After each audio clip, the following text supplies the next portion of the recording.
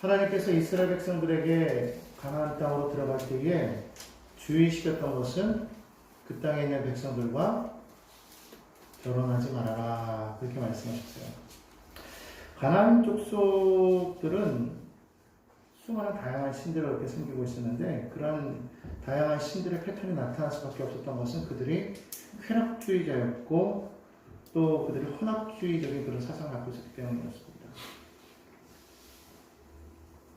그들이 윤리적으로 많이 타락해 있었던 것이었는데, 사실 이것이 이스라엘 백성들에게는 큰 위협이 되었다는 것, 또한 그 군사적인 힘보다도 더 위협이 되었던 것이 바로 그들의 그 윤리적인 타락이었어요.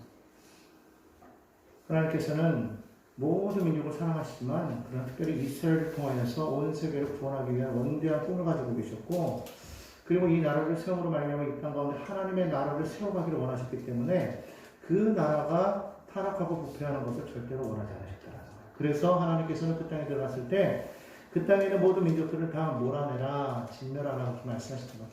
우리가 그 얘기만 모았을 때, 우리 하나님은 참 잔인한 분이 아니신가 그렇게 생각하지만 그렇지 않다는 거예요. 하나님께서 그렇게 말씀하셨던 것은 이스라엘의 순수한 신앙을 지키고자 위함이었다는 것입니다. 하나님은 우리가 이 땅 가운데서 살아가면서 빛의 역할을 감당하기 원하십니다. 그건 뭐냐면 세상 가운데 섞이지 말라는 거예요. 세상 가운데서 세상과 타협하지 말라는 거예요. 우리가 예수를 믿는 그 순간부터 우리는 단호하게 끊어버려야 될 것이 있다는 거예요. 잔인하다시피 우리는 단절시켜버려야 될 것이 있다는 겁니다. 그러지 못하고 여전히 세상 가운데서 살아가고 있는 많은 사람들을 봅니다. 하나님께서 그걸 원하지 않는다는 거예요. 이스라엘 백성들이 왜 가나안 땅에 들어와서 실패하였느냐? 그것은 하나님의 말씀대로 세상을 완전히 끊어버리지 않았기 때문에 그런 거예요. 이 정도는 되겠지. 이거는 필요한 것이 아닌가. 절대 그러지 않았다는 거예요. 하나님께서는 단호하게 그들을 끊어버려라. 왜 그렇습니까? 하나님을 믿는 그 신앙은 우리의 감정에 의존하지 않는다는 거예요. 종교적인 어떤 편리성에 의존하지 않는다는 거예요. 우리가 하나님을 믿을 때 우리는 우리의 생각과 우리의 방식대로가 아닌 하나님이 우리에게 주신 이 말씀에 기록된 그 내용대로 우리의 종교적인 행위가 이루어져야 된다는 거예요. 그것이 바로 하나님의 백성, 즉 이스라엘 백성들이 하나님의 백성으로 살아가야 할 거룩한 삶의 모습이었다는 것을 우리는 알아야 된다는 것입니다. 오늘 이것이 바로 우리들의 모습이요, 우리가 그렇게 되어야 된다는 거예요. 그렇게 되는 데 있어서 가장 큰 걸림돌이 바로 이 쾌락주의라는 거예요. 이 쾌락주의는 상당히 매력적입니다. 아주 매력이 있습니다. 거기에 한번 묶여버리면 타락할 수밖에 없는 거죠. 금방 끌려갈 수밖에 없는 거예요. 그 죄의 유혹에 빠져버리면 거룩한 삶은 물 건너가고 말게 된다는 것입니다. 하나님께서 아담과 하와에게 모든 것을 다 주셨지만 딱 한 가지만을 하나님께서 금하지 않았습니까? 근데 그게 참 매력적일 거예요. 왜 그렇습니까? 그걸 먹으면 너가 하나님처럼 된다는 것이죠. 그 하나가 인류로 하여금 죄에 물들게 만들었다는 거죠. 타락하게 만들었다는 거죠. 그래서 하나님께서는 이걸 이미 벌써 경험하셨고 이미 알고 계시기 때문에 이런 위험에 노출되지 않도록 하나님께서는 단호하게 그 땅에 들어가거든 그들을 다 진멸하라고 말씀하셨다는 거예요. 오늘 우리 어떻습니까? 우리가 예수를 믿고 우리가 하나님의 백성이 되었으면 우리는 세상에 있는 모든 것을 단호하게 끊어버리는 결단이 있어요. 그런 결단이 없이 그냥 그것을 우리 삶 가운데 이 정도는 괜찮지 하고 그냥 내버려뒀을 때 여러분 그것이 우리의 신앙을 얼마나 좀먹어가는지를 우리가 깨달아야 된다. 하나님이 원하시는 거룩한 삶을 우리는 살아가지 못하기 때문에 우리는 망할 수밖에 없게 된다는 것입니다. 그런데 우리가 성경을 보니까 이 여호수아는요 무슨 일을 할 때마다 하나님의 말씀대로 행하였는데 여러 가지 많은 하나님의 기적과 의사를 체험하면서 가나안 땅에 들어왔을 때 그가 실수했던 것이 하나 있었죠. 그것이 뭐냐면 바로 기브온 족속과 화친을 맺었다는 겁니다. 여러분 잘 아는 것처럼 이 기브온 족속은 희위 족속으로서 그 가운데 머물고 있었던 그런 사람들이었어요. 이 가나안 사람이었지만 그들은 일련의 그런 모든 사건들을 바라보면서 우리는 도무지 이들을 힘으로서는 이길 수 없겠구나라는 것을 이미 벌써 파악을 했다는 것이죠. 그래서 그들이 행한 것은 무엇이었습니까? 거짓을 쓰더라도 이들과 화친을 맺어야 되겠다는 것이었어요. 아마 그때 여호수아가 하나님께 물어보았다면은 기브온 족속과 화친을 맺는 일은 없었을 텐데 그들은 하나님께 물어보지 아니하고 그냥 그들이 본 그대로를 믿었다라는 거예요. 그들의 그 바람을 직관을 그대로 믿었다라는 겁니다. 그리고는 그냥 그들의 겉모습만 바라보고 아 정말 이들이 멀리서 왔겠구나. 음식을 보니 곰팡이가 쓸고 야 정말 멀리서 왔겠구나. 그냥 그렇게 믿어버렸다라는 거예요. 그리고서는 그냥 화친을 맺어 버렸습니다. 여호수아서 9장 15절에 보면 그렇게 말하죠. 여호수아가 곧 그들과 화친하여 그들을 살리리라는 조약을 맺고 나아가서 회중 족장들이 그들에게 맹세하였다고 했어요. 하나님께서는 분명히 다 진멸하라고 그랬는데 그냥 화친을 맺고 임의로 살리겠다고 말한 거예요. 아무튼 그것이 이 여호수아에게는 큰 잘못이었죠. 그럼에도 불구하고 하나님의 백성이 맺은 그 언약 때문에 하나님께서는 그거를 인정하시고 결국 기브온 족속들은 하나님의 제단 앞에서 물 깃고 나무 패는 그런 노예 같은 그런 삶으로 바뀌어 버리죠. 이 기브온 족속은 이방 민족입니다. 여러분이 잘 아는 것처럼. 그럼에도 불구하고 그들은 무엇을 원했다는 거예요? 하나님의 제단 안에서 섬기는 그런 거룩한 삶을 살기로 스스로가 자유자이지만 스스로가 종된 삶을 살겠다는 거예요. 그것을 아예 작정하고 들어왔어요. 그리고 실제로 그렇게 살아왔습니다. 그때 이후로부터 시작해서 이스라엘 그 민족 안에서 계속적으로 함께 그들은 비록 종의 모습이었지만 함께 어우러져서 살았고 망정시대를 거쳤고 심지어는 나중에 포로로 잡혀갔을 때도 그들 거기 섞여 있었고 돌아왔을 때도 마찬가지. 바로 그러했다는 것을 성경은 말하고 있습니다. 오랜 세월 동안을 이스라엘에 편입되어져서 성전을 섬겼던 그러니까 엄밀히 말하면 이방인이지만 그러나 이제는 이방인이 아닌 하나님의 섬기는 그런 백성으로서 그들은 동화되어 버렸다는 것이죠. 자, 그런데 사울이 왕이 되고 난 이후에 오늘 본문 말씀을 보니까요. 사울이 기브온 사람을 죽였다고 그렇게 말합니다. 하나님께서 하지 말라고 했던 것을 여호수아가 하나님께 물어보지 않고 그들과 화친을 맺었지만 어쨌든 하나님 앞에서 맹세한 거 아닙니까? 살리리라고 언약했지 않았습니까? 근데 사울의 왕이 돼서 무엇을 했어요? 기브온 족속을 죽였다고 그렇게 말을 합니다. 오늘 1절 말씀입니다. 다윗의 시대에 해를 거듭하여 3년 기근이 있으므로 다윗이 야훼 앞에 간구하매 야훼께서 이르시기를 이는 사울과 피를 흘린 그의 집으로 말미암음이니 그가 기브온 사람을 죽였음이니라 하시니라. 기브온 사람을 죽였다. 어느 정도까지인지는 잘 모르겠지만 자세히 보면은 성경에 보니까 그들을 아예 멸살을 시키려고 했던 것으로 나와 있어요. 그러니까 기브온 족속들을 완전히 멸살해 버리려고 했다. 왜 그랬느냐? 2절에 그 이유가 나와 있어요. 한번 2절 볼까요? 기브온 사람은 이스라엘 족속이 아니요 그들은 아모리 사람 중에서 남은 자라. 이스라엘 족속들이 전에 그들에게 맹세하였거늘. 자, 여기까지는 우리가 지금까지 배웠어요. 그런데 뭐라고 말하고 있습니까? 사울이 이스라엘과 유대를 위하여서 누구를 위하여? 이스라엘과 유대를 족속을 위하여 열심히 있으므로 그들을 죽이고자 하더라. 어떻게 보면 이것이 참 의로운 것 같아요. 이스라엘을 위하여서 유대를 위하여서 행한 일이니까 이거 맞는 거 아니겠는가? 당연히 왕으로서 해야 될 일 아닌가? 그런데 이것을 엄밀히 따지고 보면 이것은 그들의 환심을 얻기 위해서 한 사울의 행동이었던 것을 알 수 있는 거예요. 왜 그렇습니까? 오늘 1절에 뭐라고 그랬어요? 그 땅에 기근이 임하였는데 그 이유가 사울이 기브온 사람을 죽였기 때문이라는 거예요. 결국 그것이 말로는 유대인을 위한 것이고 말로는 이스라엘을 위한 것이었지만 실제로는 아니었다라는 거예요. 결론적으로 말하면 사울은 자기의 왕권을 유지하기 위해서 사람들에게 환심을 얻기 위해서 그와 같은 일을 행했다는 것입니다. 왜 이런 일이 일어났을까요? 여러분 사울이 왕이 되기 전의 모습을 보면 상당히 온유했던 사람으로 여러분 우리 볼 수 있어요. 천순했던 사람입니다. 효심이 강했던 사람이고 겸손한 사람이었어요.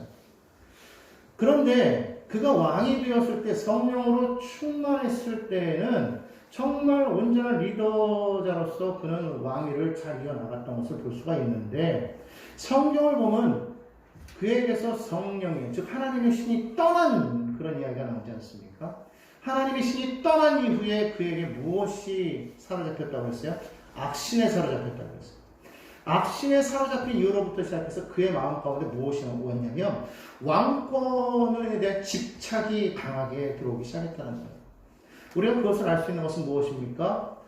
다윗이 골리앗을 죽이고 난 이후에 골리앗을 죽인 그 이후에 다윗의 그 이름이 점점 높아져서 사람들이 막 노래를 부르잖아요. 근데 그 노래를 부를 때 사울은 천천히요 다윗은 만만히로다 그렇게 말했거든요. 우리가 들었을 때는 야, 내 밑에 저런 훌륭한 장수가 있으니 참 이 나라는 복되다 그러면서 정말 사울이 왕으로서 하나님께서 이런 유능한 장수를 내게 주시니 감사합니다. 그랬다면 모르겠는데 사울은 그러지 않았다는 거예요. 사람들이 다윗을 더 인정하네? 나를 인정하지 않네? 내가 왕인데? 마음에 시기가 됐다. 그게 뭐합니까? 그때부터 다윗을 죽이려고 했다는 거예요. 계속해서. 그리고 또 나아가서 이 이스라엘 사람들에게 환심을 얻기 위해서 무엇을 했느냐? 바로 오늘 이 일을 했다는 거예요. 이스라엘 사람들 중에서는 이 일이 탐탁지 않은 사람도 있었을 거예요. 기본 사람이 어떻게 우리랑 화친을 맺을 수가 있어? 야, 저 사람들은 저거 다 몰아내야 돼. 죽여야 돼. 막 그런 마음이 있던 사람들이 있었거든요. 그들의 마음을 얻으려고 사울이 뭐 했다는 거예요? 기본 사람들을 죽였더라는 거예요. 학살하려고 했다는 거예요. 진멸시키려고 했다는 거예요. 말살하려고 했다는 거예요. 하나님의 이름으로, 정의 이름으로 그는 옳은 일을 했다고 생각했겠지만 그러나 그렇지 않았다는 거예요.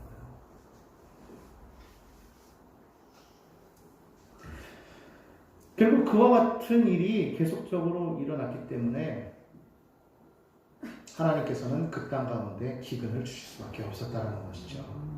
자, 이 일이 여러분 기브온 사람들에게는 얼마나 큰 충격으로 다가왔을까요? 맹세로 맺어진 그런 족속 아닙니까? 어찌됐든 간에 이스라엘과 자신들은 주중의 관계이지만 그럼에도 불구하고 언약으로 맹세로서 맺어진 그런 관계 아닙니까? 당연히 보호하고 살려야 될 의무가 있는데도 불구하고 자신들을 죽였다라는 것 얼마나 그 마음이 정말 많이 아팠을까요?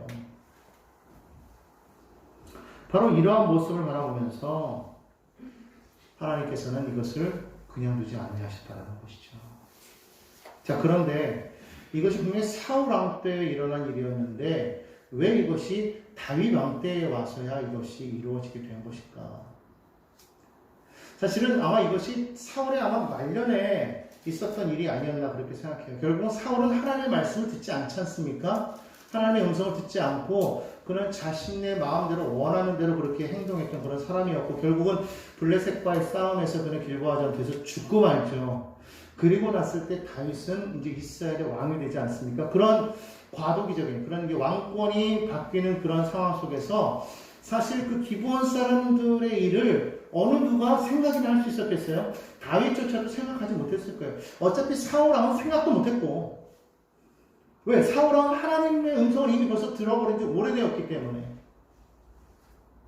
그런 상황 속에서 다윗이 왕이 되었지만 다윗은 그 일을 관심을 가질 수 있는 그런 여건이 안 됐어요. 거기에 생각할 수 있는 조건들 왜? 자신이 벌인 일도 아니었기 때문에 그런데 기근이 왔다는 거예요. 엄청난 기근이 왔어요. 왕이 되었어요. 초창기에 이제는 무언가가 좀 하나님 앞에 자기가 바로 서려고 했을 때 이 땅에 풍년이 와도 정말 저거 할 텐데 이게 풍년은 고사하고 안에 기근이 왔으니 다윗의 입장에서 얼마나 마음이 답답했겠습니까? 하나님 앞에 기도하는 거예요. 물어봤겠죠. 응답이 왔어요. 3년 만에. 그 응답이 뭡니까? 바로 사울왕 때에 이 일을 행하였기 때문이야. 그렇구나. 하나님과의 그 언약을 우리가 기억하지 못하고 그것을 우리가 어겼기 때문에 이런 일이 생겼구나. 그래서 기브온 사람들을 부르죠. 기브온 사람들을 불러서 말을 합니다. 자, 내가 너희에게 어떻게 해주면 너희가 우리를 위하여 너희가 복을 구할 수가 있겠느냐. 3절 말씀입니다. 내가 너희를 위하여 어떻게 하랴. 그런데 기브온 사람들이 말하죠. 이 일은 은금에 있지 않습니다. 우리에게 어떠한 물질로 보상하려고 하지 마십시오. 이 일을 해결하기 위해서는 이러한 일을 행한 그 집안 사람들의 후손을 목을 매달아 죽임으로 말미암아 끝날 수 있습니다. 그렇게 말했다. 자, 거기 보면 5절에 말하고 있지 않습니까? 그들이 그들과 함께 하되 우리를 학살하였고 우리를 멸하려 하였다. 얼마나 충격이 있어요. 자신들의 그 친척과 가족들이 다 죽임을 당하고 있는 그런 상황 속에서. 그러니까 그 죽임을, 당시에는 법이 그런 거 아닙니까? 눈에는 눈, 이에는 이. 그러니까 우리에게 그렇게 행한 그들을 우리에게 주십시오. 그들을 목을 매달아야 우리의 한이 풀리겠습니다. 그 원한을 갚아야 되겠습니다. 그렇게 말을 하는 것이죠. 그럴 때 다윗이 어떻게 하는 거예요? 그 말대로 사울의 후손 7명을 내어 주었다는 거예요. 근데 그때 누구를 내주지 않느냐? 다윗의 가장 절친이었던 요나단의 아들 무비보셋을 내어주지 않습니다. 왜 그렇습니까? 요나단과의 언약이 있었기 때문에 그렇다는 거예요. 결국은 이 기브온 사람들이 이 7명의 사람들을 데리고 가서 기브아로 가서 거기에서 그들을 목을 매답니다. 아마 어쩌면 그 기브아에 가서 그렇게 매다는 것은 그 피를 흘린 그 땅에 그 피를 흘린 자의 피가 뿌려져야만 그 피의 씻음이 있기 때문에 아마 그 자리에서 그들의 목을 맸다는 것은 아마 거기에서 큰 학살이 있지 않았을까 그렇게 생각을 하는 거예요. 아무튼 그들의 목을 매서 메어달아 놓았다라는 것이죠. 근데요, 곧바로 하나님께서 그것을 보시고 비를 내리지 않았다라는 거예요. 성경을 한번 보도록 하겠습니다. 사무엘하 21장을 우리 한번 보도록 하겠습니다. 9절에 보니까 그들을 기브온 사람의 손에 넘기니 기브온 사람이 그들을 상해에서 야훼 앞에 목매어 달매 그들 7사람이 동시에 죽었다고 했어요. 죽은 때는 언제라고 말하고 있습니까? 곡식배는 첫날 그 보리를 베기 시작하는 때더라고 했어요. 절기상으로 따지면 이때가 4월에서 5월경이에요. 늦은 비가 내리는 시기입니다. 근데 그때 비가 안 왔던 거예요. 기근이기 때문에 안 온 거예요. 그때 매에 달았는데 오늘 여기 성경에 보니까 뭐라고 말하고 있습니까? 10절에 보니까요. 아야의 딸 리스바. 이 리스바가 누구냐면 사울의 첩입니다.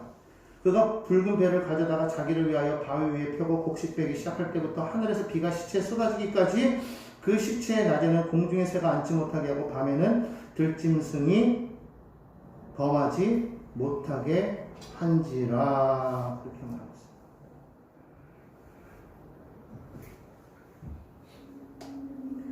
곡식 베기를 시작할 때부터 하늘에서 비가 시체에 쏟아지기까지 그 시체에 공중의 새나 들짐승이 범하지 못하게 한지라. 무슨 말입니까? 하나님의 약속인 비가 내려야 그들의 죄가 사함받는 게 되는 거잖아요. 비가 내려야 되는데 비가 안 내리고 있는 거예요. 내릴 때까지 이 엄마가 뭐 한 거예요? 그 시체를요 곁에서 지금 지키고 있는 거예요. 들짐승들이 못 덤비게, 새들이 못 덤비게 계속 매달려 있는 거 얼마나 수치스럽습니까? 분명히 죄에 대한 심판이 이루어졌는데도 불구하고, 그러면 이 기근이 끝나야 되는데도 불구하고 안 그랬다는 거예요. 우리가 그냥 생각할 때는 그렇지, 사울이 범죄였기 때문에 그 사울의 범죄함으로 말미암아 결국 모든 죄가 그 후손에게까지 임하였구나 그렇게 생각할 수 있겠지만 사실은 그게 아니거든요. 왜 그러냐 하면은 이 다윗이 사울에게 쫓겨다녔을 때에 두 번이나 사울을 잡을 수 있을 뻔한 그런 기회가 있었어요. 여러분 기억하십니까? 그 중에 첫 번째, 그가 엔게디 광야에서 그가 굴에 숨어 있을 때에 사울이 그 굴 안으로 들어와서 용변을 보이는 그런 때가 한 번 있었어요. 그때 부하들과 함께 숨어 있다가 이때가 기회입니다. 저를 죽여 이 원한을 갚읍시다. 막 부하들이 그러죠. 근데 뭐라고 말합니까? 하나님의 사람을 내가 기름 부으신 사람을 내가 죽일 수 없다. 그래서 어떻게 합니까? 그가 옆에 벗어놓은 옷자락을 자르죠. 그리고서 나중에 그가 멀리 갔을 때 산 위에서 뭐라고 말합니까? 왕이시여, 내가 하나님 내게 왕을 붙여주셔서 내가 얼마든지 죽일 수 있었지만은 그러나 하나님의 기름 부은 자를 내가 죽일 수 없게 나는 그러지 않았습니다. 근데 도대체 왜 왕은 나를 죽이려고 하십니까? 그래서 막 외칠 때 사울이 그걸 보고 뭐라고 그럽니까? 내가 잘못하였다, 아들아. 그러면서 뭐라고 말합니까? 나는 나 다음에 이스라엘을 다스릴 왕이 될 것이라고 나는 분명히 믿는다. 사무엘상 24절 20절의 말씀입니다. 보라, 나는 내가 반드시 왕이 될 것을 알고 이스라엘 나라가 내 손이 견고히 설 것을 안다. 그렇게 말합니다.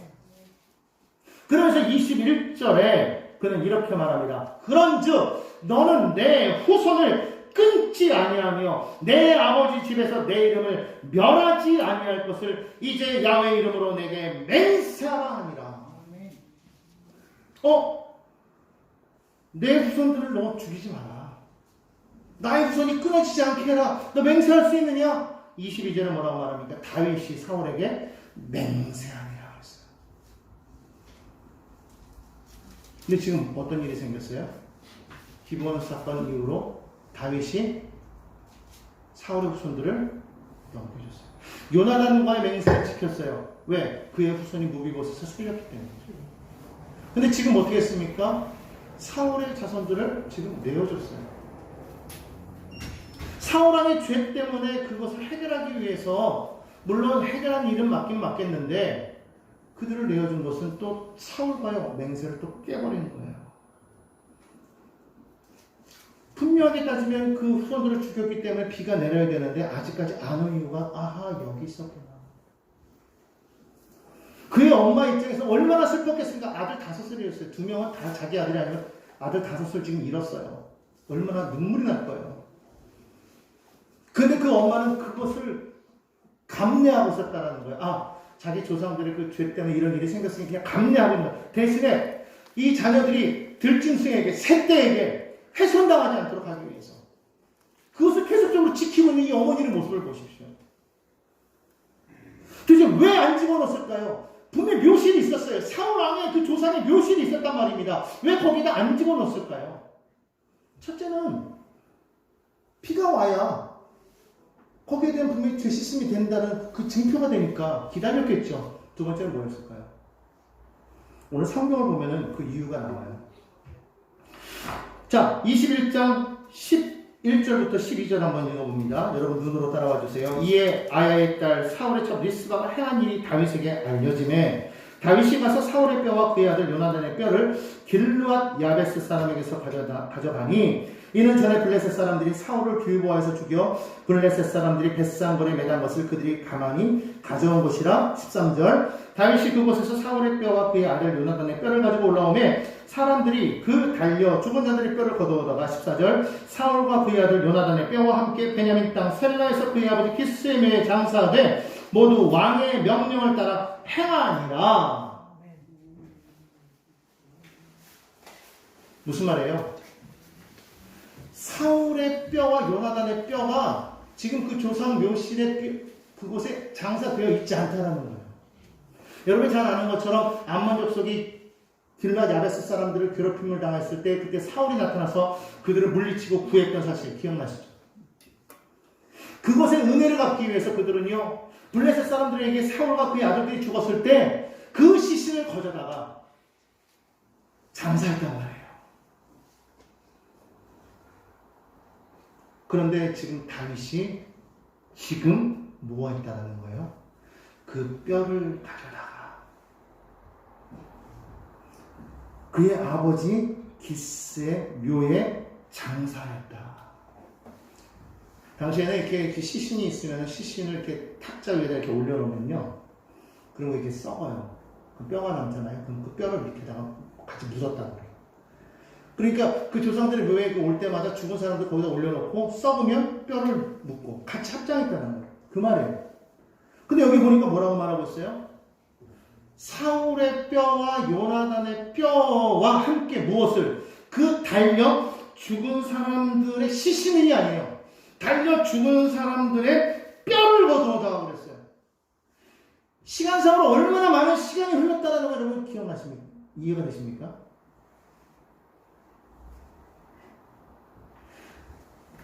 보통 한 이른비가 10월경에서 11월경에 비가 내려요. 4월에서 5월경에 아까 그 비가 내릴 때가 그때 아까 여기 말했는데 곡식 배기를 시작할 그때 6개월이라는 시간이 지났을지도 모른다는 거. 물론 그렇게 지난지 모르겠지만 중요한 건 뭐예요? 그때까지 그거를 매달아 놨다는 그 어머니는 그렇게 하고 있었다는 거. 어쨌든 사울의 뼈와 그 요나단의 뼈를 가져오니까 그 제사에 달려있던 사람들의 뼈를 같이 묻었어요. 아직 비는 안 왔어요. 이해가 되시죠? 왜 매달아 놨는지. 선조의 뼈가 먼저 붙이지 않은 상태에서 그럴 수 없다라는 거죠. 여러 가지 이유가 있겠지만. 자, 다윗이 그걸 알고 그렇게 했단 말이에요. 그랬더니 오늘 마지막 말씀이 그거예요. 14절 마지막에 뭐라고 그랬어요? 그 후에야 하나님이 그 땅을 위한 기도를 들으시니라. 그 후에야 하나님이 그 땅을 위한 기도를 들으시니라. 여러분, 우리의 기도가 응답되지 않을 때가 있어요. 왜 그럴까요? 내가 하나님과 맺은 그 언약을 나는 어기면서, 나는 지키지 않으면서 하나님께 계속 구한들 그것이 여러분 이루어질 수가 있겠습니까? 안 된다는 거예요.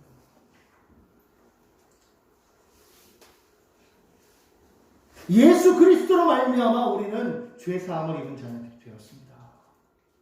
그렇다면 그 죄사함을 입은 우리는 정말 그 죄사함 받은 그대로 거룩한 백성이 되어 하나님이 원하시는 거룩한 삶을 살아야 된다는 거예요.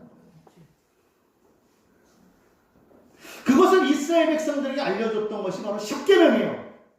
십계명 가운데에서 5계명과 이 5계명부터 10계명까지는 바로 우리 인간들이 어떻게 거룩한 사람으로, 다시 말하면 하나님의 백성으로서 어떻게 살아야 되는가라는 것을 가르쳐주고 있다는 거예요. 그러니까 우리가 이 세상을 살아가면서 하나님 앞에 우리 하나님 왕으로 섬기는 살아가는 우리는 10계명 1절부터 4절, 그럼 5계명부터 10계명 우리 뭐야? 그런 거룩한 백성으로서 하나님 택한 백성으로서 삶을 살아가야 된다. 그러지 못하고 있다는 거예요. 하나님을 진정 왕으로 섬기고 있느냐고요. 하나님이 정말 나의 왕입니다 고백하고 있냐는 거예요. 그리고 나는 그날의 백성으로서 나는 정말 그 백성답게 나는 살아가고 있느냐 말할 수 있어야 된다. 그러지 못하고 있기 때문에 계속된 기근이 생기고 어려움이 생겨가는 거예요.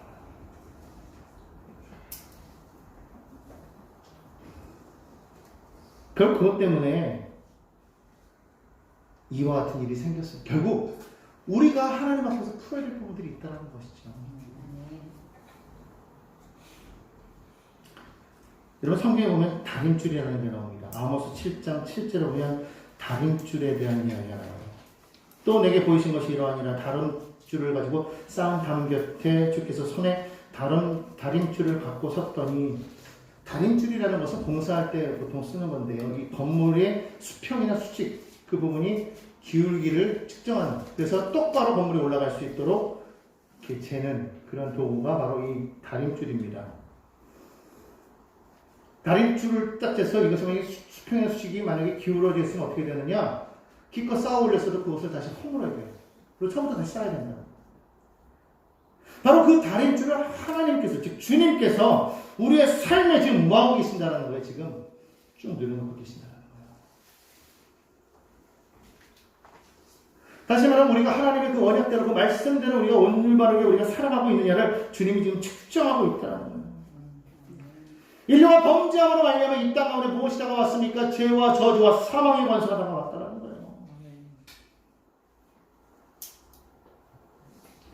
결국 죄의 결국은 사망이라고 성경은 말하고 있는데 그 일로 인해 가지고 아담의 범죄로 인해서 사람들은 하나님과 단절되어 가고 결국 사람들은 죽음에 이르게 되고 말하지 않았습니까?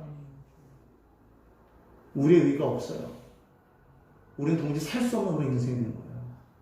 근데 바로 그때에 바로 하나님께서 이 땅에 누구를 보내셨어요? 예수를 보내신 거예요. 예레미야 33장 15절에 말합니다. 그날 그때 내가 다윗에게서 한 공의로운 가지가 나게 하리니 그가 이 땅의 정의와 공의를 실행할 것이다. 또한 이사야 선지자는 이렇게 말합니다. 32장 1절에 보니까 보라 장차 한 왕이 공의로 통치할 것이요 방백들을 정의로 다스릴 것이며.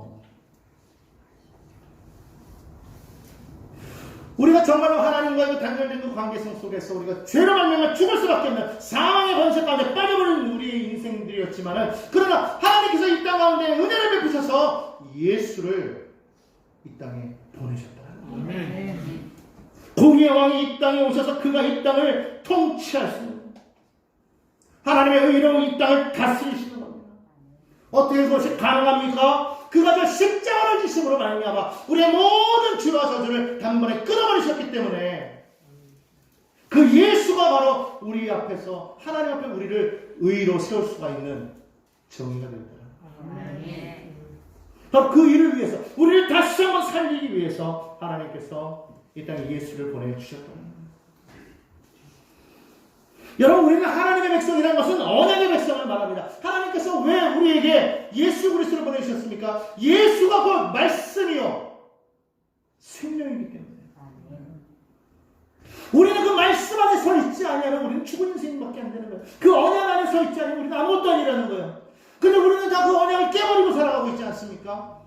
하나님의 말씀을 들어도 그 말씀대로 순종하며 살아가는 것이 아니라 말씀을 내 마음대로 해석하고 내 마음대로 내 뜻대로 내 원대로 살아가는 그런 모습을 우리는 지금 보이고 있다는 거예요.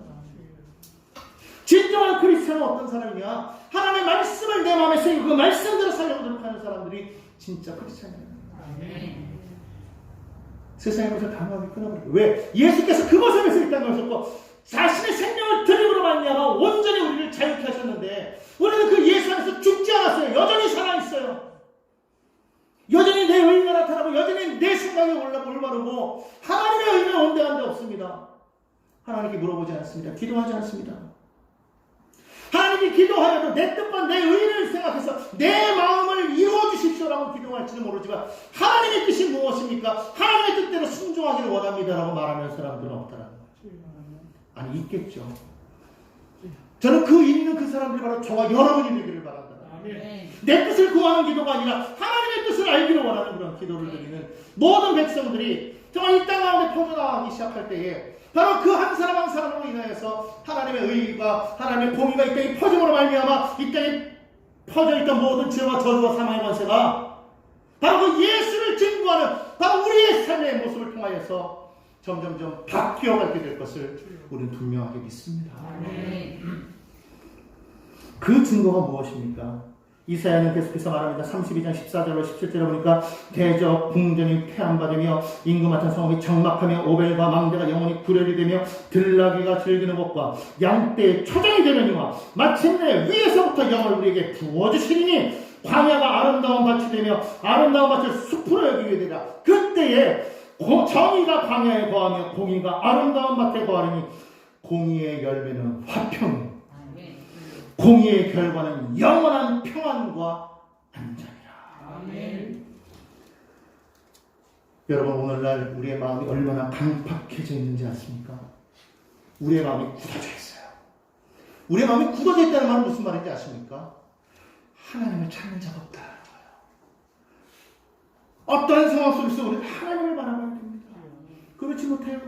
마치 바로처럼 마음이 강팍한 거예요. 하나님을 찾아야 됩니다. 하나님을 바라봐야 됩니다. 하나님의 공의가 우리의 삶 가운데 임하도록 해야 된다는 거예요. 그래서 호세아 선지자는 그 이스라엘 백성들에게 이와 같이 말하는 겁니다. 10장 12절에 말합니다. 너희가 자기를 위하여 공의를 심고 인애를 거두라. 너희 묵은 땅을 기경하라. 지금이 곧 야훼를 찾을 때니 마침내 야훼께서 오사 공의를 빛처럼 너희에게 내리시리라. 아멘. 여러분 하나님을 찾으시기 바랍니다. 하나님을 찾아야 돼요. 주님이 가까이 계실 때에 너희는 그 하나님을 찾으라. 아멘. 오늘 여러분이 우리에게 얼마나 하나님 가까이 와 계십니까? 그럼에도 불구하고 하나님을 찾지 않는 많은 백성들 하나님 슬퍼하고 계시는 거예요. 사울의 자손을 죽이는 게 그게 능사가 아니었다는 거예요. 기억하라는 거예요. 너희가 하나님의 그 언약을 기억하라는 거예요. 다윗이 그것을 기억하지 못하고 그냥 사람들을 죽여버리고 말았는데, 죽이는 게 아니죠. 죽이는 내어버려줬죠. 피가 안 오잖아요. 근데 때가 되니까 비가 내렸어요. 어떻게 할 때? 언약을 기억하고. 아멘. 아, 그거였구나. 그것을 행하고 나니까 하나님께서 그 후에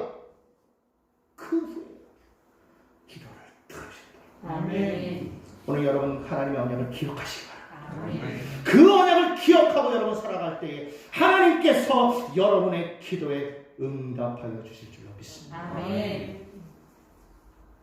혹시라도 응답이 되지 않습니까? 하나님이 날 사랑하는 것 같지 않습니까? 생각해 보십시오. 나는 지금 어디에 서 있는가? 언약의 자리에 서 있는가? 말씀의 자리에 서 있는가? 그걸 생각해 보시면서 하나님의 그 언약을 온전히 기억함으로 그 말씀 안에 온전히 서서 하나님의 거룩한 백성, 응답받는 백성, 믿음의 백성들 다 되시기를 주 예수님의 이름으로 간절히